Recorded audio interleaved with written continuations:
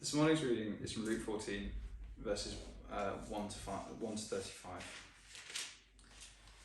One Sabbath, when Jesus went to eat in the house of a prominent Pharisee, he was being carefully watched.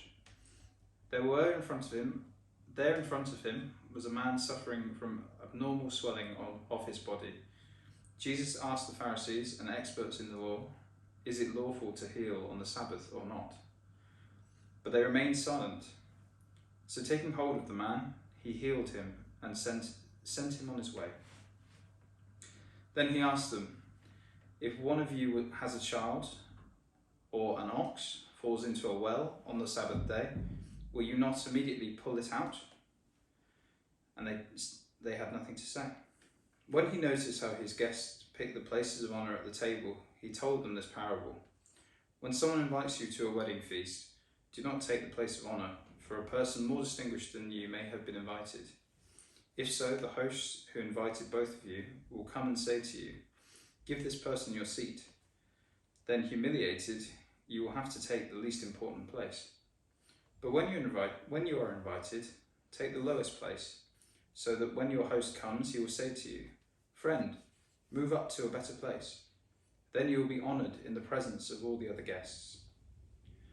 For all those who exalt themselves will be humbled, and those who humble themselves will be exalted.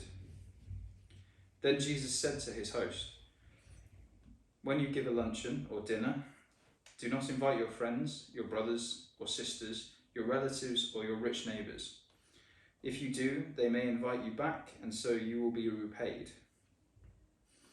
But when you give a banquet, invite the poor, the crippled, the lame, the blind, and you will be blessed. Although they cannot repay you, you will be repaid at the resurrection of the righteous."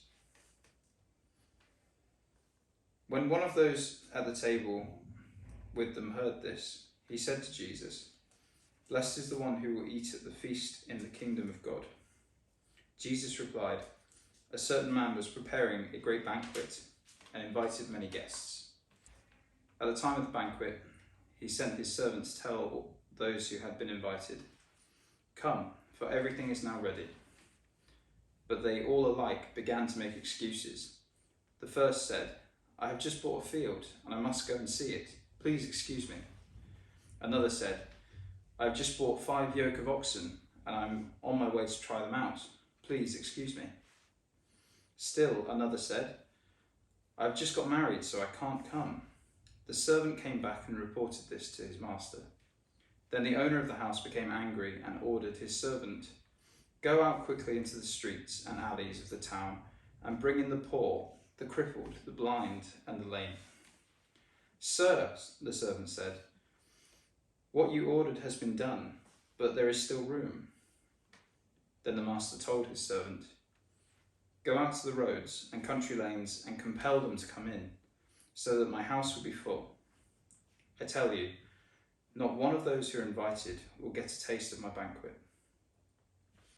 Large crowds were travelling with Jesus, and turning to them, he said, "If anyone comes to me and does not hate father and mother, wife and children, brothers and sisters, yes, even their own life, such a person cannot be my disciple. And whoever does not carry their cross and follow me cannot be my disciple.